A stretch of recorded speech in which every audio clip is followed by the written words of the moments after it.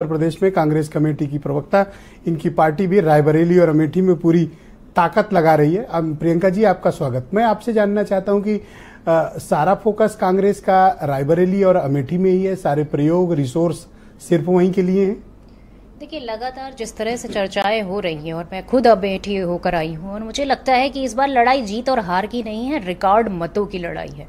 और अभी यहाँ पर आलोक जी कुछ बता ही नहीं पा रहे थे कि उन्होंने दिया क्या है। जहाँ सूखा है वहां नल भी नहीं गिना पाए इन्होंने कितने लगाए हैं। तो देखिए, अब प्रधानमंत्री जी की भाषा देखिए, 4 चरण के बाद उनको ईद भी याद है ना। हाँ, मैं दूंगा आलोक जी तसल्ली। हाँ, मतलब ईद भी याद आ गई उनको, ताजिया भी याद आ गई उनको। तो देखिए, समय बदल रहा है। और जवाब दीजिए जो देश का ज्वलंत मुद्दा है। सुनिए जवाब देती हूँ मैं। आप कहाँ इतनी जल्दी में हैं?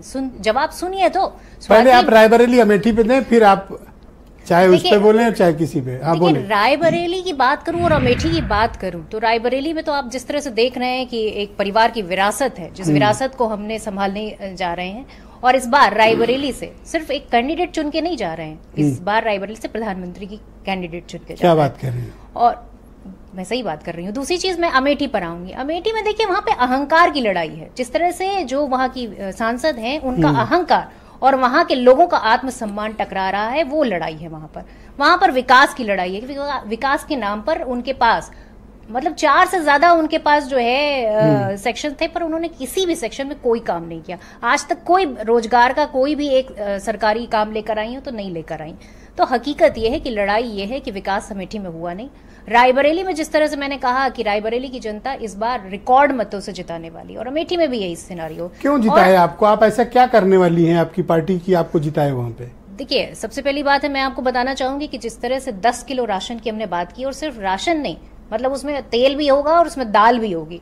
और लगभग जो अभी जातिगत जनगणना जो जनगणना नहीं की है, उसमें 10 करोड़ लोगों को और जोड़ा जाएगा, क्योंकि गरीबों को 10 किलो राशन देकर आप वोट चाहती हैं? 10 किलो राशन के साथ में हम नौकरियां भी बांट रहे हैं। हम 30 लाख नौकरियां देने की बात करें, जो 15 अगस्त से भर्तियां स्टार्ट हो जाएंगी। हम बात कर रहे हैं कि उन गरीब महिलाओं को 8,000 रुपए महीना मिलना स्टार्ट हो जाएगा जैसे ही हमारी सरकार बनेगी। अगले महीने से कांग्रेस को रायबरेली और अमेठी ने हमेशा दिया, छप्पर फाड़ के दिया।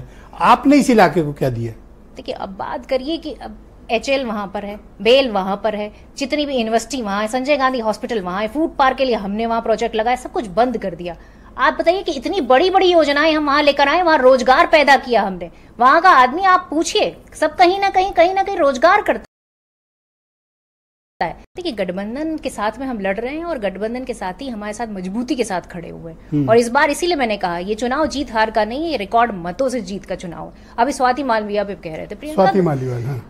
स्वाति मालीवाल के लिए कह रहे थे, तो मैंने कहा कि आप देखिए, आप थोड़ा अपडेट रहा करें आलोक जी। कम से कम आपको ये पता होना चाहिए कि प्रियंका गांधी ने अपना स्टैंड पूरी तरीके से क्लियर कर दिया है। उन्होंने कहा है कि हम उनके साथ में खड़े हुए हैं, और महिला अपराध जहां जहां होगा हम वहां उनके साथ खड़े होंगे। पर आप प्रज्वला के साथ क्यों खड़े हुए नजर आते हैं? किसके?